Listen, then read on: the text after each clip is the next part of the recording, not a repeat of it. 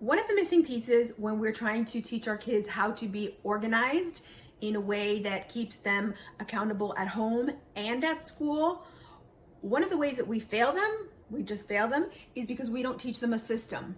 And we don't teach them a system that works for them and that makes sense for them. And the second part we fail them is because that accountability piece, when we're introducing something new, we drop it.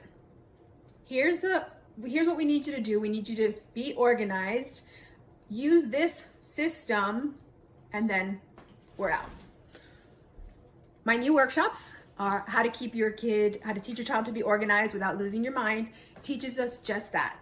It helps us pinpoint what we need them to be organized in, what area, what system is going to work for them, and how to go ahead and keep them accountable so that it becomes something that they do every day. And I promise this will not take a lot of time, and I promise that it will make a huge difference in your child's ability to succeed academically and also in real life, right? Because that's what I'm all about, real life.